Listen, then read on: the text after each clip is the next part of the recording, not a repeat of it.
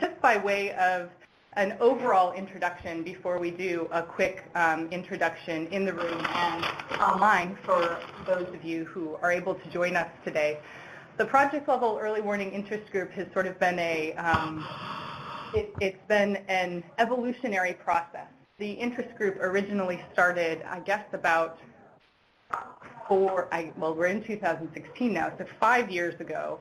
And the initial thinking behind it was to try to get Food for Peace implementing partners who were using project level early warning in their development projects together to talk about what was working, what was not working, where did they have challenges, where were they looking for clarity, where were there some specific successes that they might be able to share with one another to try to start to cross-populate. And for me, and sort of my role within FANTA, to be thinking about, are there ways that we can take this learning and apply it to better the way that these elements work within projects, as well as thinking through, are there pieces of guidance that might be useful to the implementing community or to other stakeholders when thinking through how to do this kind of work? So we started out there many years ago, and we've sort of evolved over time to talk a little bit more broadly about project level early warning. So not just within the confines of what have specific Food for Peace development projects done, but what have other projects that are implementing early warning, what have they done or what are they doing? How are they interfacing with other institutions that do early warning on a more macro level? So the interest group, with a little bit of a broader mandate now, really tries to cover sort of a host of topics. We look at everything from specific case studies of projects that have implemented an early warning element and various facets of how that implementation has gone. How have they tried to inculcate the activities into the community for community buy-in? How have they tried to integrate with government institutions to try to improve the likelihood of the sustainability of those activities post-project, to different kinds of showcases of tools that different projects have used for early warning purposes, to starting to really look at where early warning fits within some of the bigger picture discussions that have been and continue to take place. So rather than thinking of early warning as this sort of thing unto itself, really thinking about early warning within broader frameworks of disaster risk reduction, resilience, systems thinking, etc. And so this presentation is very much in line with that last piece, sort of thinking about project level early warning and early warning broadly within a broader context. So today I am very pleased to introduce Travis Mayo, an evaluation specialist with USAID's Bureau for Policy Planning and Learning in the Office of Learning, Evaluation, and Research, who's been doing a lot, what I've kind of called a meta-analysis, but he's been doing a lot of thinking and talking with colleagues within different offices in USAID about how they have used indicators that we call project level early warning indicators and that other offices have called other things, but that I think we all sort of tacitly agree can fall under the umbrella of a Sentinel indicator. So Travis has been working with different colleagues across USAID, thinking through learning about how they've implemented Sentinel indicators and what we might be able to take from that learning, and has graciously agreed to share the findings of that meta-analysis with us today. So I think before we turn the reins over to Travis, it would be great if we could do a quick around the room introduction here, since there are some new faces and some familiar faces. And if it's possible for those of you who are joining online, if you haven't already had an opportunity to just say hello and let us know where in the world you are and who you're affiliated with.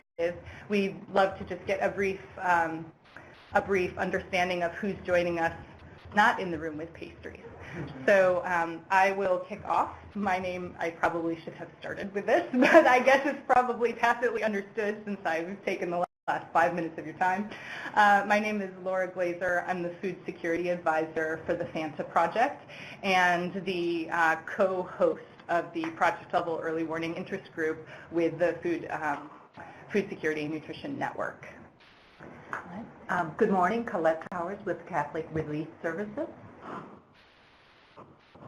Joan Waylan with the Office of Food for Peace at USAID. Emily Forsyth Queen.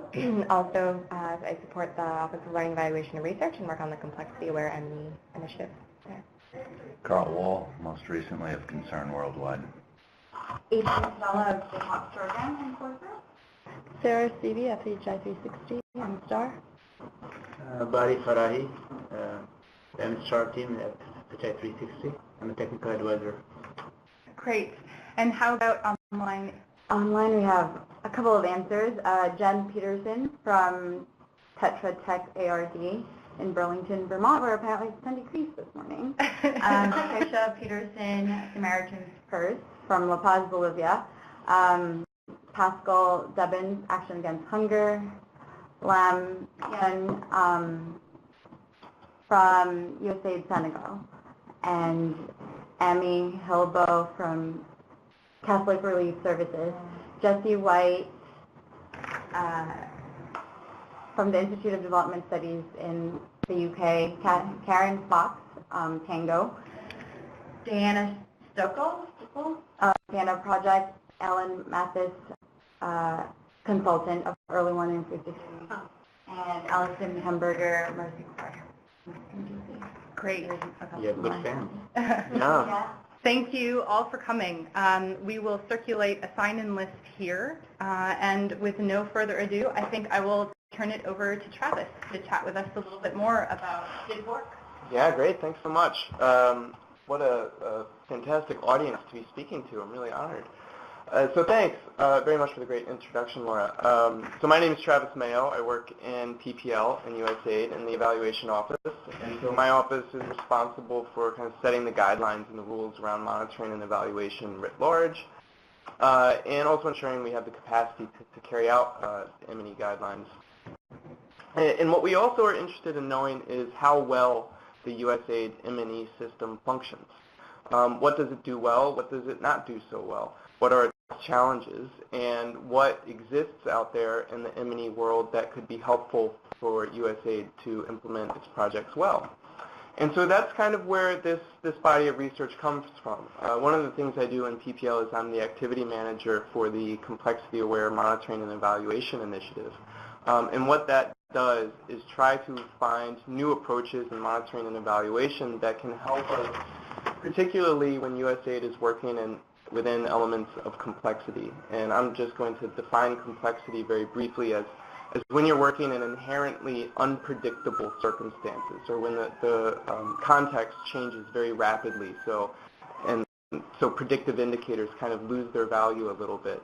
And that's where the idea of Sentinel indicators emerged from. And what we wanted to do was find out, where are Sentinel indicators? Are they being used around the agency? And if so, to what extent, and what helps them, what hinders them? Do they actually work well for people? And so that's what this research is about. And so I'll present a couple case studies that came out of this research. But to start off, I want to kind of set the scene a little bit by talking about why Sentinel indicators are important and where they fit in the M&E world. And so this is a logic model, right? Common to any donor, common to within the international development world. And it's a logic model that's used in the design phase just to set out, okay, what are we going to do? What are our outputs going to be? And, kind of the theory of change. How is this activity or project going to work?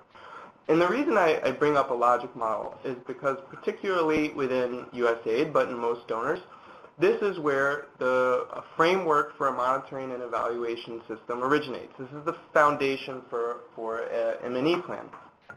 And in particular, we put indicators at these different levels. We have indicators in our outputs, and then we have indicators that are lower and higher level outcomes.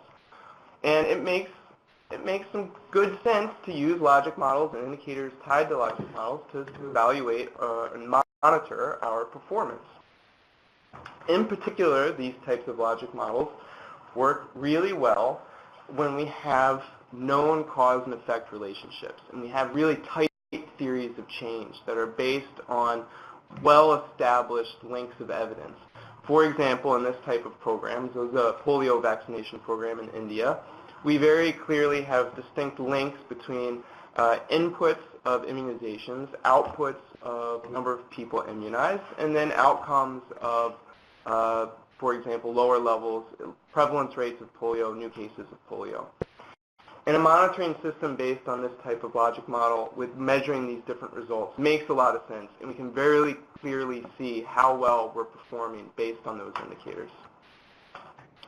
But we also have in USAID projects like this.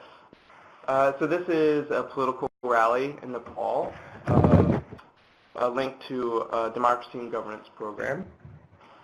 And I bring up a case like this to show that we also have activities in USAID that are based on theories of change that can be filled with a certain degree of assumptions. We think this will work. We don't always have really great, well-established evidence. We're working in very specialized contexts that don't exist anywhere else, that no one else has encountered. And so we're guessing a little bit about what will happen.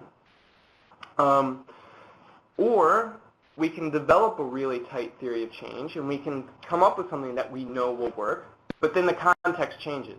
And the world in which we're working is completely new, and our theory of change doesn't hold water anymore because the situation has changed. And when we're working in these types of situations, logic models or M&E systems built off predictive indicators, indicators that were developed in the design stage, start to lose some of their value and start to show some weaknesses. Because maybe our interactions are creating change, but not in the places we expected to see, because they're unpredictable and we don't really know exactly what can happen. We're assuming where we're going to see changes.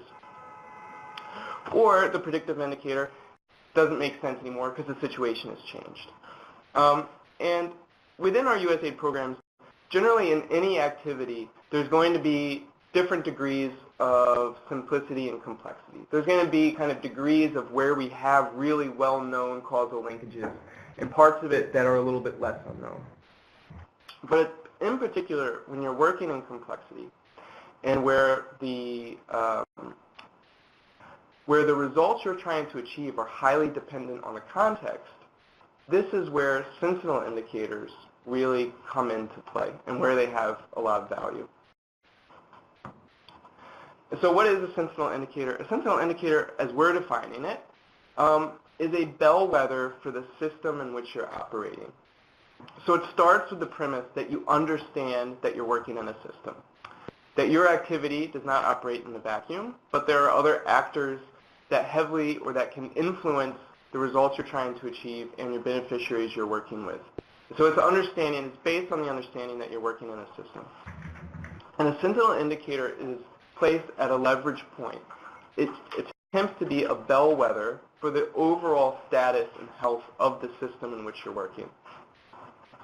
Now, I want to be clear that we're calling this Sentinel indicators. I'm calling it Sentinel indicators. And where that is pulled from was originally from the field of ecology, where certain species were used as Sentinel indicators, as a Sentinel indicator to show the overall health of an ecosystem. Now, the people I talked to in kind of interviews I did across the agency, nobody was using the term Sentinel indicators. In fact, everyone had a different term and a different definition for what they were calling it, but nonetheless, they all fit this definition. They all fit within this. And so beyond being a bellwether for the health of a system, Sentinel indicators also are always followed up with further investigation and analysis. They're not used alone because essentially what you're doing is synthesizing down an entire system to one indicator, which can be risky. So it's always followed up with further analysis to see if your Sentinel indicator is actually a bellwether for the system. And hopefully that will be clarified a little bit as I go through the case studies. And so this research is based off of semi-structured interviews and document reviews that I did in 2015. I found about 10 different cases of people using Sentinel indicators. And for the purpose of kind of explaining how they work, this presentation will go through 3 case studies, and then I draw out some conclusions that were pulled from the case studies as well as some of the broader, some of the other places I found. So getting right into it, and the 3 case studies I found using Sentinel indicators. The first one is in Pakistan, and this was in 2012 in the federally administered tribal areas and the Swat Valley, 2 areas in Pakistan where it is very difficult to collect data, and it's very difficult to understand what's going on, and the context is changing rapidly, a great example of complexity.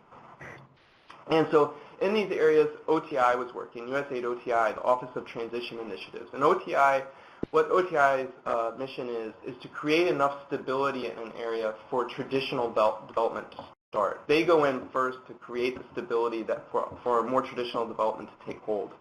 And what OTI's challenge was that they were working in these areas, and they were making decisions without knowing the context. They knew stability was changing rapidly, but they didn't know in which directions.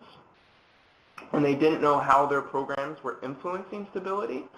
And they realized they needed a better picture of just what was going on. And so what they did was they took stability, the system of stability, which is a very large system, and they broke that down into 4 subsystems. And so they said, within our context, for our situation, stability is created by the systems of market activity, of political freedom, of civil society, and I think the last one was security. But it was whatever made sense for them in their context. And so they broke stability into 4 subsystems, and they created a Sentinel indicator for each of these 4 subsystems to be able to have a pulse on what was going on in stability in these areas. And so then, in terms of how they used it, I'll get into a little bit more, but essentially what they did was look to see what are the fluctuations in these subsystems. Do we see these systems changing rapidly? Are they improving and then drastically degenerating? And are there patterns of influence between them? Does dips in security affect then market activity or vice versa? And they brought this into analysis to be able to then better target their programming. Another case study that we'll look at is Uganda, and this was a Feed the Future program that was designed and originally solicited by the mission in Uganda to recognize that the agricultural input system was not operating optimally in Uganda, and so that the agricultural input system was operating on kind of a zero-sum game, where the different actors in the system were cutting each other out, or kind of having a cutthroat mentality, and thus no one was growing, and so the whole system wasn't growing. And they wanted the system to operate better and improve the relationships between the actors in this system. And so it was clear from the very beginning that they were operating in this system. And the implementing partners for this had the idea that to have effective programming, we need to understand the relationships of the actors in this system. And so they developed a Sentinel indicator that could very easily measure the relationships of actors in this system. And so they came up with just a simple question, and I'll show it in a second, to then measure what are the relationships, how healthy are they, how often are they changing, and what does this mean for how we can improve the system. And lastly, I'll come to Haiti and the Food for Peace program, and this is how I met Laura, was talking about Food for Peace, and this, probably most of you can lecture me on Food for Peace and early warning indicators. But so I'll just share my understanding of how this works. But so Food for Peace, as an office, as a donor, had understood that they found often where they were doing food security programming, they were seeing a pattern of running into food security shocks, where the food security system would enter a state of shock, and they had to change from development assistance to emergency assistance. And the pivoting within the USAID donor bureaucracy is not exactly set up to do that pivot from development to emergency assistance. And so Food for Peace was looking for ways to develop early warning indicators where they could see food shocks coming, or shocks to the system coming ahead of time, to be able to prepare for that pivot. And in Haiti is where we found the implementing partner with the assistance of HI 360 of looking to develop, can we find early warning indicators even further upstream? Because the challenge that was happening was that early indicators were being used, but it was only when food shock was imminent, when it was right around the corner. It's kind of like waiting for the hurricane, not preparing for the hurricane until it actually hits shore. And so what they were trying to do was to say, can we find indicators that are even further upstream of showing that a shock might be coming? And so here I was chastised in an earlier presentation by a colleague for going through the whole presentation without actually showing examples of what the Sentinel indicators are. So I put it in earlier, and I didn't show them earlier because the Sentinel indicator will always be custom developed to your situation and to your context and to your system. But just for those who need something to see, here's the Sentinel indicators that were used in the case studies I looked at. In Uganda, for their looking at the system of relationships, they just asked a simple question: who have you purchased from and who have you sold to? And they asked that question on a periodic basis to the same actors. And from that, they were able to, it's a micro level question to each actor, but they were able to aggregate that to see macro level patterns. How often are people changing their partners of who they sell to and buy from? Are those relationships have a stable pattern, or are they changing every 6 months? Who are the key actors who are at the center of all this, who are working with everybody? Who's on the periphery? And what does that mean for the health of the system? In OTI, as I said, they broke it down into 4 different subsystems. But for example, in market activity, they were looking at, they had people going out in the field, data collectors, and looking at things like market size, market investment, the crowds, the location, and they collect that data on a regular basis to gauge. This was the Sentinel indicator for the overall system of markets in the area. And then lastly, in Food for Peace, they were using 3 early warning indicators, or Sentinel indicators. And then, and particularly in this case, I had said that Sentinel indicators are always followed up with further analysis. And in this case, they had a predefined set of indicators that were their follow-up analysis. And so when the first 3 indicators up top showed that changes were happening and that they were moving towards a state of shock, that would then trigger data collection. Once those top 3 indicators had reached a certain point, that would then trigger the follow-up analysis and data collection on the bottom 3 indicators. And I'm just going to move on for the sake of time. I think we'll share this presentation. Okay. So what do these case studies have in common? The most important and salient point I want to make about what they have in common is that they were trying to understand what's happening in their system. Sentinel indicators work very well in showing you context. What's happening in the situation where I'm working? And I say this to put in light where Sentinel indicators don't work well. Sentinel indicators do not work well to show causation. They won't tell you how your system, how your programs are influencing the system around you. They just say what is happening. So they won't show causation, but if you recognize that the activity and the results you're trying to achieve are highly dependent on the context and what's happening, then Sentinel indicators can have a lot of value. And I put this slide up.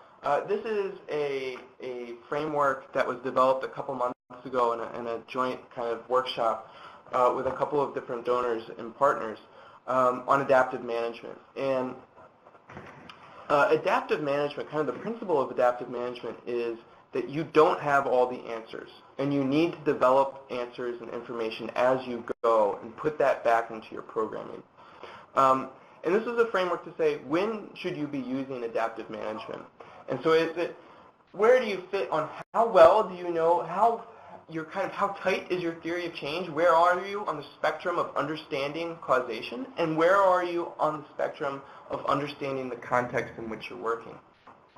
And what we can see, and I'm going to go through these a little quickly, but all of the case studies we had were trying to move themselves along this x-axis of better understanding their context. So they're moving along this axis, and for the purpose of putting that information back into their programming. And which leads me to this slide. So how are they being used? Every case study I talked to had a predetermined plan for how this data was going to be used. It wasn't just, we'll collect Sentinel indicator data. It was, we're going to collect Sentinel indicator at this interval of time, at this pre-specified interval of time. Here's how we're going to collect the data, and here's the process for analysis that we're going to be used every time it's collected. And I think this is a really important point in terms of understanding how to use Sentinel indicators effectively. So the interesting thing is, for example, in Pakistan, this data was collected on a quarterly basis, and the implementing partner, and they actually, Pakistan had the highest level of resources to use for this, and they also had an M&E support contract that was helping them do it. And so the M&E support contract would analyze the data and the raw numbers and kind of package it into a format that was digestible to the entire project team. And the way it was analyzed was originally with the implementing partner would look at it, and they'd sit around a table and have their field staff come in and sit around a table and say, what does this data mean to you? What story is this data telling you in the changes we're seeing in market activity versus civil society versus political freedom? How does what you're seeing mix with what this data is telling us? And so they'd have an analysis just by talking around the table. And then the data, along with what they summarized seeing, was then brought to USAID. And the USAID project manager would talk over it with the implementing partner project manager, and they'd come to a consensus, and they'd do an analysis of what their perspectives were to it. And then that was brought up to the USAID mission director. And so there were multiple levels of analysis and perspectives brought in to say, what does this data mean to you in terms of your perspective of the system and what the data is telling you? In USAID Uganda, it was used in a similar fashion, where on periodic basis, I think this was semi-annual, they collect data on the relationships of the system, of what the actors are doing, and they'd have a mutual conversation between the USAID project team and the implementing partner team. And they'd have and the conversation would be based around what do we need to be doing differently in our programming based on what the Sentinel indicator data is telling us. In Haiti, in the Food for Peace program, it was a little bit different because in Uganda and Pakistan, they just wanted to know what is happening in the system. It could be moving in any direction, just what's happening. In Haiti, the purpose of using a Sentinel indicator was we want to be predicting where the system is going. And when it's moving close to a predetermined area, i.e. a shock, we need to act. And so they were trying to predict the direction of the system in Haiti. And I'm going to pull up in a couple slides kind of how that played out, because it's an interesting case. How are Sentinel indicators designed? The most common factor in all the case studies was an understanding of working in a system. So the project manager and the implementing partner always had in common in all the case studies an acknowledgement they were working in the system. What they did not have were PhDs in systems thinking or complexity science. That wasn't necessary. And actually only one case study even created a systems map, and that was in Pakistan. And they spent a couple months with all their different implementing partners and different stakeholders creating a systems map of what stability was to be able to figure out where their Sentinel indicators should be. And it's interesting, in that particular example, they created the systems map, and then the M&E platform said, okay, and now what we're going to do is we're going to bring in complexity science experts and M&E experts. We're going to spend the next 6 months mapping out all the causations, all the relationships, and who's causing who to change, and where our programs fit into this systems map. And the donor, the OTI program manager, had to say, wait, stop. We're working in unpredictability. As soon as you spend 6 months mapping out all the causal linkages, they're going to change, and it's not going to be helpful. We need to just develop one and see if it works and start using it. And so that's what they did. And so in the other programs, the way they developed their Sentinel indicators was just similar process of coming together in workshops and saying, what is the system we operate in? And having different perspectives from within that system help to map it so it's not just one person's view of the system, but multiple stakeholders' perspectives on the system. And then come to agreement of what can we easily measure that is a bellwether that can be a bellwether for the overall health of the system. And so obviously when you're doing something like this, you can't be copying Sentinel indicators from other projects or other donors. It has to be developed in-house based on your context and your system and where you're working. And you may find that you picked the wrong Sentinel indicator. You may see swings in it, and you do further up analysis, and you find that it's not matching with what's actually going on. And so you may have to be iterative in refining your Sentinel indicator and finding one that works. And again, exhaustive mapping is not required, and even systems experts aren't required. All that's required is the acknowledgement and the understanding, some basic understanding of systems. And so what does it take to get them off the table and actually being used?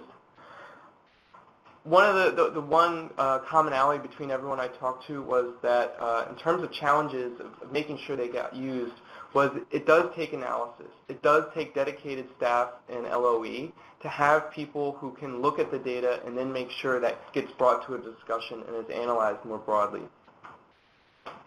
That you have a budget for the data collection that's built into your M&E plan. And staff who are comfortable in this concept I started out early on with, is that we may be operating without a really tight theory of change, and we may have to figure it out as we go, and we don't have all the answers. And believe it or not all USAID and implementing staff are comfortable in those areas. We're not always all comfortable throughout the development world being able to say we don't know how what we're doing is interacting with the context and what influences we're having. And so that is a requirement for being able to use Sentinel indicators. What is definitely not required is proprietary software. I think the most sophisticated software people were using was Excel and nothing more. And it doesn't take super specialized PhDs to be able to get it off the ground and running.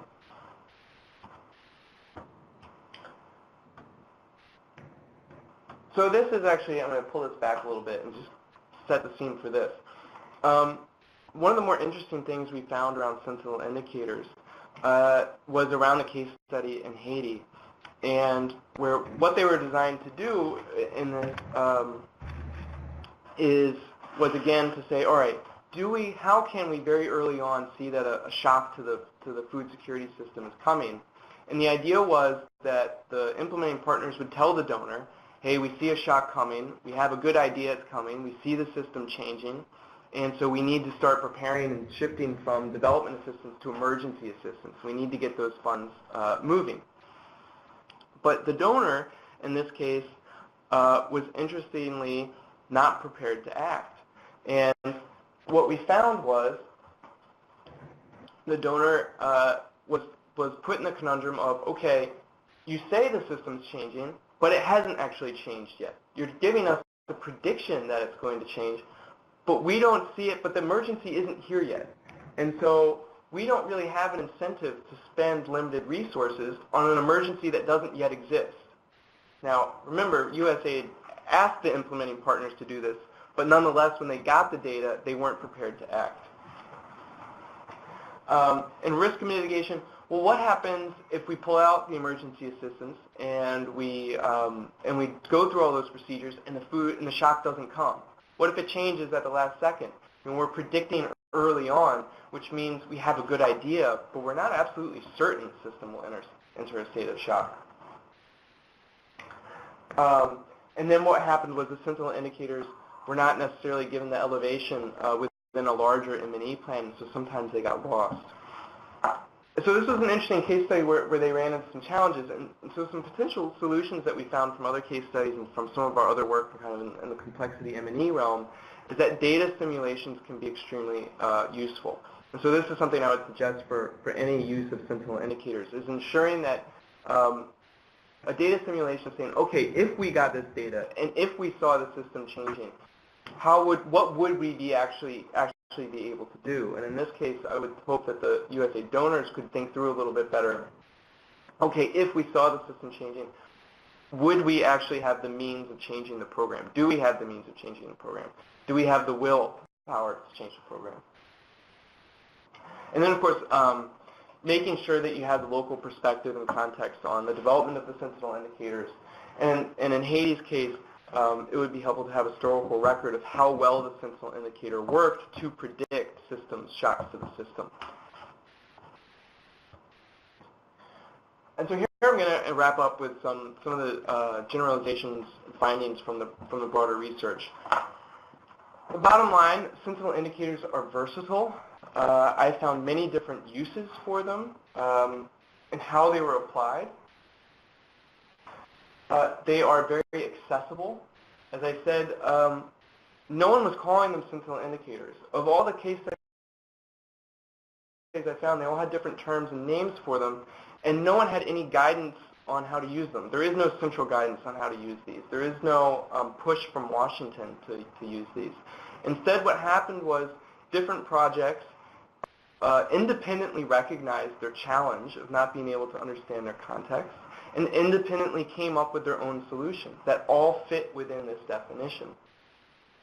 And that meant that it was an accessible first step for people. They didn't have to have reams of information and guidebooks on how to do this.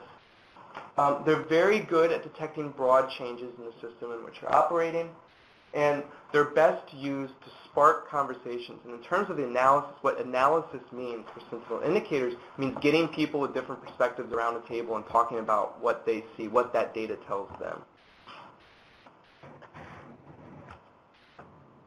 What they can do is they're very good at supporting adaptive management. If you know you're working in an activity that needs adaptive management, Sentinel indicators can be extremely helpful. They reveal unknown aspects of your context and your system. They get an entire project staff aware of working in a system and the importance of understanding what's going on in the context and how that affects your results. And what they require, and I've covered this already, it absolutely requires an understanding that you're working in a system, a culture that values asking questions and change based on new information, and it requires time from staff for analysis. And so what do they do? Or why is this, I put this slide up more to show why is this important for the broader M&E world. It shows that bringing a systems lens to monitoring and evaluation can be very effective and can be very helpful in different situations. And it shows that there is a need for M&E staff who can apply a systems perspective to their work and to their programs. And we think that some of the broader challenges out there will continue to require systems thinking. And so I just wanted to finish. So in the past couple slides, I've been using the analogy of a weather system moving through. And the analogy is that so a weather system is often like the programs or the development programs we work with, in the sense that there are many elements of simplicity. For example, in a weather system, just understanding the laws of what creates a storm and how a storm is created and how it moves through. There are elements of complicated elements where you need models and you need real experts that understand weather to be able to predict with any kind of with any good chances of what's going to happen with a storm. And then there's elements of complexity where even with all the modeling and all the data, we can't predict exactly how much snow is going to fall or where exactly it's going to fall or what exact time the rain is going to start. And so where Sentinel indicators come in is that they won't tell you the causality. They won't tell you where the storm originated from or what butterfly, flapped its wings in Indonesia 6 weeks ago. But what it will tell you, what Sentinel indicators will tell you, is they will give you a window to see what's happening right now. Is it snowing outside right now? Is it raining? Is it a sunny day? And when we're all working in these systems, that's important to know when we go outside. And so that's kind of how I'll end it. Thank you very much. I appreciate everyone joining us today, and eager to hear kind of questions and comments about it. Thank you so much, Travis. This has been great for me to see some of the work that we were very specifically focused on as an interest group ages ago, fitting within sort of a broader framework and helping to explain maybe some of the things we were doing we were doing in a way that we felt was intuitive or logical, but not necessarily with sort of some clear structure around it. So it's good to see that we guessed right. And it's really nice to feel like we were not alone in trying to pad through some of this complexity. So I really, really appreciate it. The one note that I will add just on the Haiti case study specifically is that the Haiti projects that were a part of this were implemented from 2008 to 2013, which was a time when USAID was not quite at the point of shifting to a much bigger focus on disaster risk reduction and resilience thinking. And so some of the challenges that those projects we're running into in terms of donor comfort with, well, how do I react to this? I know you're telling me that this could happen, but there are some real risks here. If it doesn't happen, I think some of that lack of comfort has dissipated as USAID as an institution has started to move more toward a focus on disaster risk reduction and resilience within some of their broader projects. So not to say that all of those issues have been dealt with, but I think more broadly speaking, we're at a little bit of a different place now than we were when those projects were trying to do some of this work. I would love to hear questions from around the table and online. So I think we'll try to do sort of an every other. We'll start with questions in the room and then we'll move to online and back and forth. So those of you who are in our virtual meeting room, please feel free to add your questions to the chat box if you haven't already. And we'll start with if there are questions around the room here. Sure, go ahead. Thank you, Travis, and I think 10 case studies are really a lot of work that you have done. So I have one question that throughout your research that you did, was there any moment, like, I would like to know in what level the USAID mission was involved in making decisions or knowing about specific activities? Was it like at a very broad level to kind of see like what's happening in terms of the context? Or was the mission also more interested to know about the specific outcomes of the activities, such as maybe enhancing the educational level of a country is a very broad level, but there are subset of activities that they wanted to know what is exactly the methodology of this activity taken forward, like was that more specifically effective or not, or were they more interested to see that maybe we could take a different approach to addressing those things? So I would just like to know from your research, like at what levels they were interested, or they were even not interested at activity level, and they were more like the context of changing. Yeah, so great question, and I found a wide range, both of the instigators of who made this happen, and the different uses. For example, in Pakistan, it was the donor, it was the OTI project manager who said this is something we need to do, and that created the use, and then made sure that the information coming out of this was used to make very broad level changes, where the data from their stability Sentinel indicators was eventually used to help make the argument that they had achieved stability, and that OTI programming could stop, and more traditional and USAID regular development could go into these areas. So in that case, it was used at the mission level, with the mission director getting involved in hearing this data and understanding how it fit with their broader M&E and what was happening in those areas. In Uganda, it was really the implementing partner that brought forth the idea to use Sentinel indicators to understand the system. And they had a COR who was very receptive to it and wanted to be involved in hearing what the data was telling them and understanding and working with them to understand how the activity should shift based on what that data was telling them.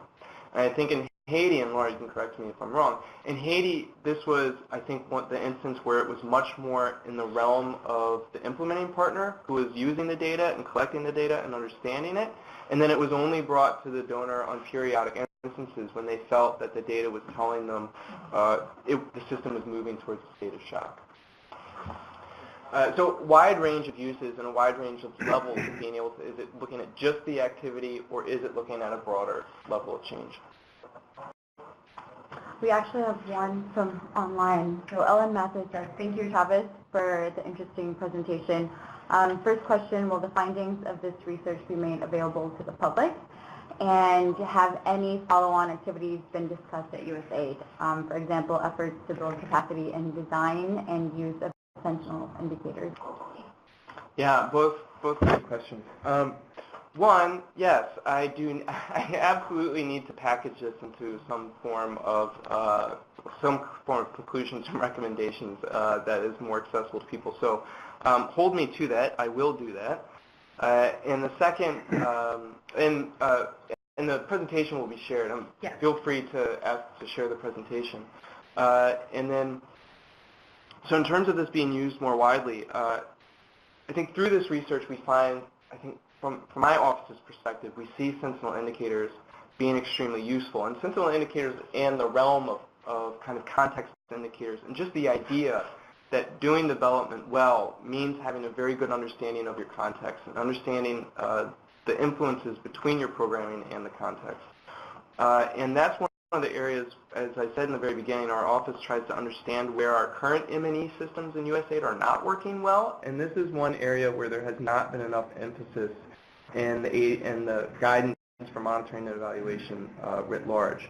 And right now, the ADS revisions on M&E, it's the 200 series of the ADS that sets all the guidance for monitoring and evaluation, is under revision right now. And one of the things that the revisions are attempting to do is to elevate the importance of context indicators and to get our missions thinking and using the realm of context indicators more often, and putting it into their management processes and putting it into the design processes. Any other questions on the table here? Yes. Thanks, Travis. That's a really interesting case study and report that you just provided to us. First I have a comment, then a question. My comment is, at the project level, once you win an award, you're always trying to set up your system and try to be adaptive. But what's interesting is how do you engage the community or the project beneficiaries in understanding this. And I think it's really interesting, the Sentinel indicators, because they're a little more organic and perhaps relatable to the beneficiaries. So my question is, in the 3 case studies, do you observe where there was an intentionality on the project staff, or in the case of the OTI, in educating or having ownership and transitioning that ownership of these Sentinel indicators to the community where these projects were engaged in? And especially I thought the value chain one was very interesting because, you've got a variety of actors, private sector actors. So can you just kind of respond to that? Yeah, that's such a good question. And, I'll chalk it up to my own mistake, and that wasn't part of my research. And so I didn't specifically ask about that.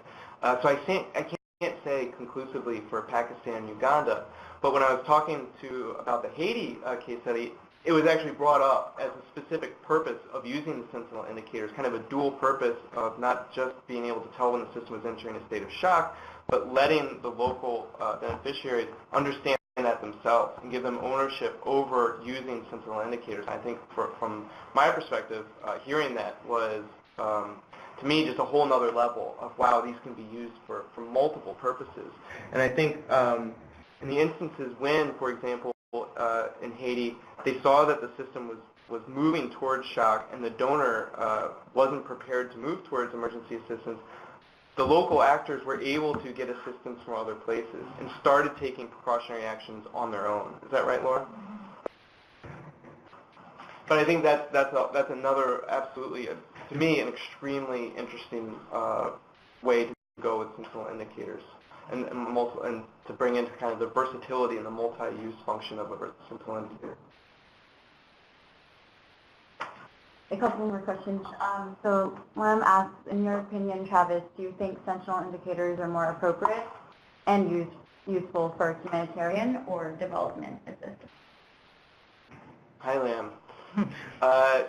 Good question. I hadn't thought about that difference before, but boy, I'm hesitant to say more useful for either, but I mean, I see incredible uses for both. Humanitarian assistance, where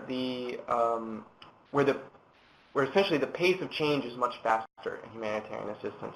You need data faster, you need to move faster, and in this sense, a Sentinel indicator of understanding the context in humanitarian assistance, the context would be rapidly changing.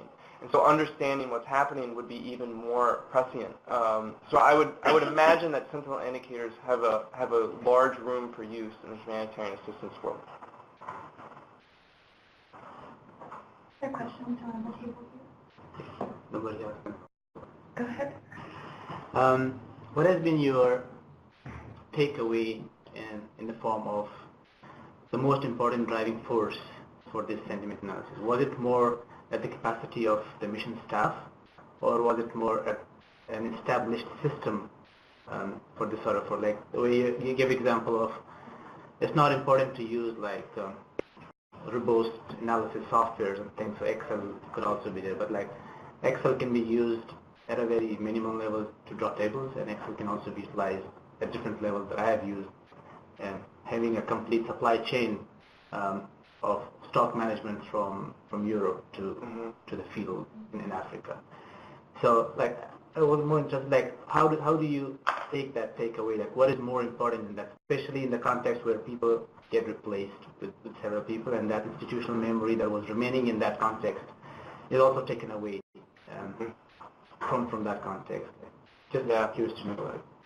Yeah, well, I mean, so that's a couple of interesting questions. And for example, in Pakistan, the stability indicators were still used for a certain period of time after OTI transitioned out, but eventually they faded away because that driving force of the project manager wasn't there anymore, and the analysis part, also those rich conversations around it started to fade away because they weren't being directly applied to an activity. So in that sense, yeah, that's a real challenge, and that's a challenge to multiple aspects of not just Sentinel indicators, but all various different types of adaptive management and the relationships between implementing partners at USAID when staff move, and that's a bigger challenge. In terms of what's most important, I'll say it again, it really is the most important thing that was common to each of the case studies and in all cases that I found was that they had people, managers, on the implementing side and the donor side that agreed that they didn't know what was happening in their context. And it's funny to me, but I've run into so many people who say, we know everything, who literally say, we don't need anything more in our M&E plan. We know everything we need to know, and we have data collection procedures that tell us everything we need to know. So we're good, thanks. And so what it took was people being comfortable saying we don't know, and we need more information to better understand what we're working on. That was the most common factor, and the most important, to be able to get anything else off the ground. Paul Bartal asked, building upon your emphasis on a systems approach, do you see USAID building upon a systems approach in the future? Yeah, good question. To a certain extent, yeah. I think one of the initial challenges we've had, and I think a lot of institutions have had, is that the systems field is so large, and that there's so many, just like kind of the M&E field or the development field, there's hundreds, if not thousands, of different methodologies and approaches and tools within the systems field. And so the challenge we're having is getting a sense of what from the systems field is useful and applicable for our agency, and where in our agency, and how to use it. And so there are different actors and kind of different groups within the agency at different levels and in different offices, all trying to figure that out at the same time. Different technical offices, monitoring evaluation offices, all trying to figure out and synthesize down where the systems field can be most appropriate for our work. And so we're making inroads on it, and this is one example of that, of seeing where systems can be useful. So it's hard to take kind of just a one-size-fit-all approach of how to use systems, but we're working on it. And I think at the kind of lowest common denominator, we all agree that having a systems perspective and using systems, or being familiar with the systems field and getting some knowledge of what is in it and what it means is important, and there are more staff who can more comfortably talk about systems and bring it into our work. And so I don't see it going away. Antonia. Yeah, I would just add from Food for Peace's perspective, we're working hard to try to embed a broader systems lens into our work, and part of that is just it's trying to do it with a light touch, because food security is complex as it is, and we really don't need people going and getting PhDs and mapping complex systems. But that lens to apply to our work to say change at the individual level is not enough, that we need to be looking at the broader system we're working in, that our work can be completely derailed by shocks that come from that system, and strengthening the system will lead to greater sustainability over the long term, because there will be more there that is functional when we leave and the donor funding runs out. But that said, it is tough. I mean, when it gets down to measuring the change with that kind of lens, it's very difficult. Mm-hmm. I'd just like to add a comment too to some of the comments that came before. To me, I mean, it's very exciting work to me, and the whole world of project level early warning and Sentinel indicators. And I think there is greater opportunity for it because of, there is greater openness to systems thinking. There is greater openness and understanding of the necessity for resilient, focused programming in at least in food security.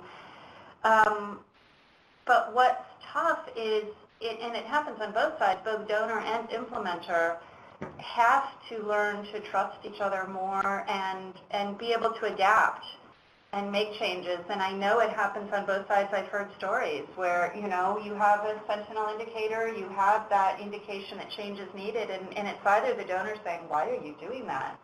Or it's the implementer saying, don't take me off course, we have results that we are on the hook for, and we won't reach our results if you make us respond to these other factors. So it's something I think we all need to do a better job of, and raising awareness and having more trust and dialogue between donor and implementer, because it's important. I mean, the indicators are only as good as the analysis and dialogue and conversations they spark and the responses they spark. So. Mm-hmm. I think we have time for maybe just a couple more questions. Is there another question? Yeah. So Allison Hamburger said that you mentioned the need to adjust indicators over time. She's curious to see if, from your work, or the specific case studies, if there were important findings about what wasn't useful to measure in specific contexts. Yeah, that's a good question. And the only case study that really talked about Sentinel indicators having to evolve was Pakistan, and where they had it, and because they were looking at such a large system, the system of stability, and finding the right leverage points within those systems that could measure the overall health, is that they did have to have kind of an iterative development process. And they did the analysis on a more regular basis, and being able to have different perspectives, are the changes we're seeing here actually indicative of broader changes happening in the system? And so they did have to go through a process of refining them as they went. But that was the only case study I found. But it's a good question. I think, frankly, that's what more research will help us understand. And I think so the important thing is just understanding that they may need to be refined as you go. But I would be eager to hear more case studies and more examples of how that process worked. Does anybody else have a question here? I have. Go ahead. Okay. Oh, my only question was, how often did you collect the Sentinel indicators? I'm just curious, was there something that triggered it, or maybe even, Laura, you might know, how often in Haiti did you sense something was happening and then therefore do a data collection? Yeah. Do you want to answer, and then I can follow? Yeah, sure. So it was different with every case study in the sense that how often were they looking for changes in their system? How often did they need to look for changes? And for their particular development context, were they trying to create long-term changes, or was it really important for them to be creating immediate changes in their context? And so that dictates how often you do the data collection.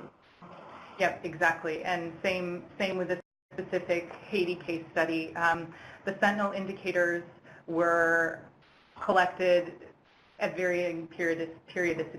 So rainfall data was collected every day and then aggregated to every 10 days or every month. Market price data during the production season only. No need to measure rainfall when it's not raining. Market price data was collected throughout the year, every 2 weeks for various commodities. And malnutrition data was collected on a monthly basis from different sources. So it was a cross between when does it make sense to collect the data and when is the data actually available. So for malnutrition data, for example, there were monthly meetings where the screenings were taking place. So the data would come from that, but trying to strike that balance. It's now 10:01. So for those of you online, if you had additional questions that we didn't get a chance to get to, please just hold your questions. We will put them all together and then ask if Travis has some time to respond to those questions. We've done that with past meetings as well.